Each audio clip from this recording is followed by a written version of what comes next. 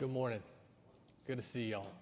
We're going to be in Matthew chapter 9. I'd actually like to go back and read that passage again with you just one more time. It's wonderful to have you here. Good to have our visitors with us. Good to be together. An honor to worship God and honor Him and to consider His Word. Matthew chapter 9. Matthew chapter 9. Brett, thank you for reading that for us.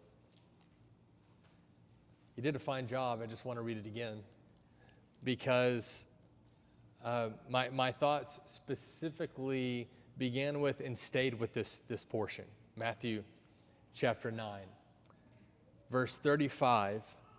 And Jesus went throughout all the cities and villages, teaching in their synagogues and proclaiming the gospel of the kingdom and healing every disease and every affliction. And when he saw the crowds, he had compassion for them because they were harassed and helpless like sheep without a shepherd. And then he said to his disciples, the harvest is plentiful, but the laborers are few. Therefore pray earnestly to the Lord of the harvest to send out laborers into the harvest. So kind of to explain my thought process, what happened was, this past Sunday, I preached on the Good Shepherd being our counselor, and how no matter who we're talking, no matter the source, we want to make sure that his voice is priority and it carries authority. And then I started thinking, probably be fitting to talk about reaching out to those of the world who need help, who need to hear his voice. That was kind of the thought process. It's like I'll give a lesson on, as we would typically categorize it, on evangelism. And so you come to this passage, that's what we do, Matthew chapter 9, it's beautiful. And of course after this, it talks about the 12 that he had selected and them going out and everything. And I don't know what it is, but every single time I think of this passage, I think about the phrase sheep without a shepherd, right? And then I think about this other word, he had compassion. Jesus had compassion for these sheep without a shepherd. And I'm going through this week, but there's this other little phrase here. It says harassed and helpless. And I don't know why I overlooked that, which is kind of key. Because he's having compassion on them because they're harassed and helpless, like sheep without, and then it illustrates it. And I keep coming back to this phrase, and this odd thing happened. It was off-putting to me. Sheep without a shepherd, yes, but harassed and helpless. And then I realized what it is because when I hear harassed and helpless, I hear victim. Victims. And then it put me off because, generally speaking, this generation ended up rejecting Jesus. And so you got to understand that for a moment, whenever I look at them, I was struggling with having compassion and seeing them as harassed and helpless like these victims because the majority of the Jewish people would end up rejecting Jesus. You could say, Sean, life was rough for them. I mean, under the Roman rule, they don't have their freedom. And I would say, yeah, they've been in captivity almost their whole lives, and most of the time because of what they've done. Well, the good news is that I quickly kind of came to my senses, and some humility eventually began to creep into my mind. And I said, well, Jesus is right and you're wrong. I know that. And I began to think about it. Harassed and helpless. Harassed and helpless. And I'm bringing this up because it's important that I get this right in my mind, because I'm talking about sharing the gospel with other people. So here I am, and I'm thinking this through, and I'm like, well, what do I want to say? I really wish that I was more eloquent. I wish I was more poetic, and I'm not giving like a false humility thing. Like I really do, because there are men and women in the body throughout time. They really do have, and I do believe it's a gift. I believe it's a gift. And I think that God needs to be recognized in it. People do have a way of putting a thing a certain way, and it will resonate with you, and it'll encourage you. And I'm encouraged by those people. It's not my gift. But one thing I think I do a decent job on is the practical side. And I think, well, what do we need to, not what will preach good, but what's true about this? Does that make sense? So I start going through the reasoning, like, why do we struggle with sharing the gospel with others? What is that about?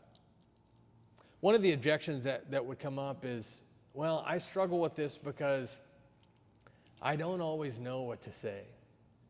And I'm afraid I'm going to get in a situation and there's going to be this debate and I'm not going to know what to say or how to answer myself. And I'll tell you, can you sympathize with that?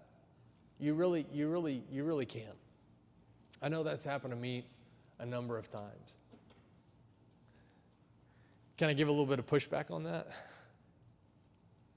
I've seen men and women young in the faith, new to the faith, speaking all kinds of nonsense about the gospel because they still have a lot to learn, but you can't get them to stop talking to others.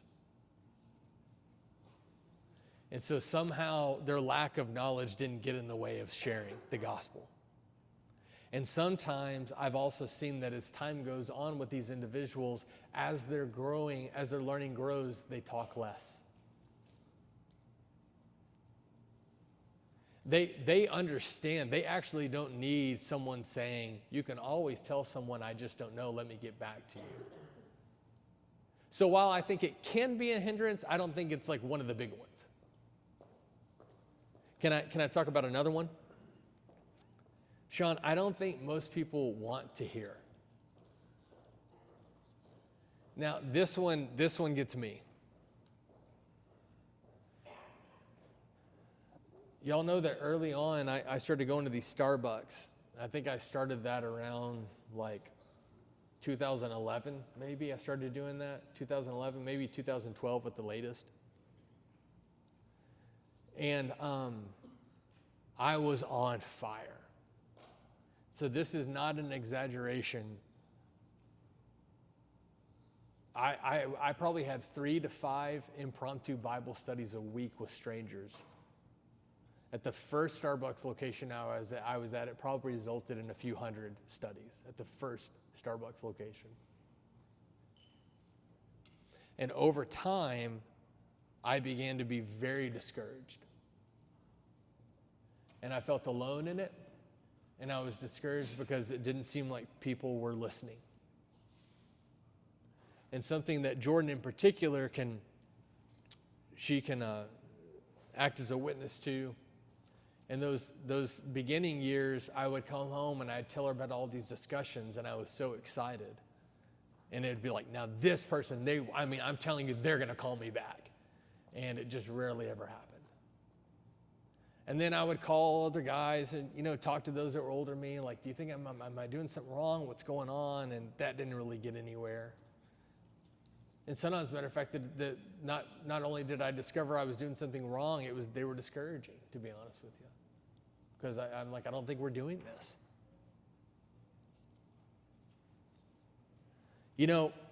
To this day, and I'm very hopeful that I was just planting and someone else watered and then God gave the increase. But just to be honest with you, out of all those people that I've had the pleasure of studying with, I've seen less than a handful obey the gospel. And half of them turned away. So I get you on that one. But can I push back a little bit? I'm still talking to others. I'm still doing it. So what's going on? And I came down to maybe more 2 practical reasons. And you're not gonna like these. One could be that I don't believe in the gospel. I'm actually not convicted. Atheists have been saying for years now, it doesn't excuse their atheism. Please understand this. But they've been saying for years to the Christian community, if you really believed in what you're stating is truth, and you believe that me not believing in God is going to result in me being severed from him, in other words, I'm going to be judged and punished by God, why aren't you talking to me? And is it fair to say that if we're being objective, they have a point? Is that fair? I'm not asking, does it feel good? I'm asking, is that fair? So one could be that we're doing religious things, but we may not be convicted. I can tell you guys are just thrilled this morning. I can see it on your faces. Some of you look like you're going to hit me. You want to know what the other one may be? That we're losing love for our neighbor.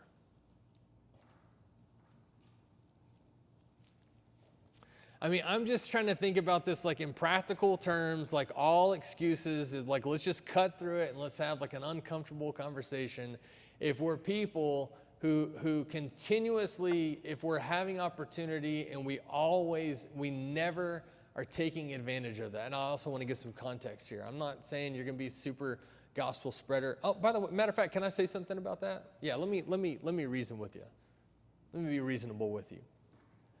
It's easy for me to talk to people about the gospel. I don't know what that is. I give God credit for that one. I did nothing to gain that. I was born and I had rhythm. I could play drums easily. I did nothing for that. There's just something that God all gives us different abilities, and I think it's an ability that I have. Does that make you feel a little bit better? So that I'm not like, what's your problem? What I'm saying is that for many of you, it takes a whole lot more courage. And it takes more for you to, like whenever you talk to someone else, you should be commended more than I'm being commended because it was easier for me to do. Does that make you feel a little bit better? Okay. I have a hard time shutting up. I just have something to talk about. Okay, that's what I'm saying.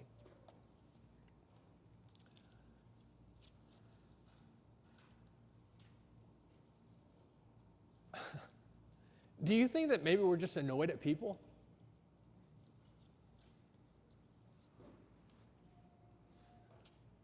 I mean, can I defend you a little bit?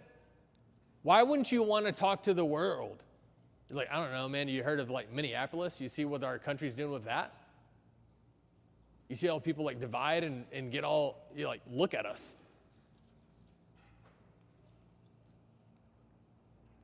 I don't know, you got into politics lately? You see how people do with that? That person that's on their phone driving, they cut you off, you get into a fender bender, you think you could preach the gospel to them? In other words, the dark world that we live in, that people that do really crummy things, do you think that maybe you have a hard time looking at them as harassed and helpless? So a little bit, I think, of what's going on is like, yeah, I maybe don't like the world. And that's a challenge for us. Do you see where I'm coming from? Of course, it wouldn't be still to say, nay, that's not my problem. Okay, friend, what is your problem? It's not that they're bothering me. It's just that I don't think about them. Well, okay, that's not good either. I just don't think about you. Oh, well, that's not good. You can say, no, you're not bothering me. I just don't even think about you. Well, that doesn't help the point.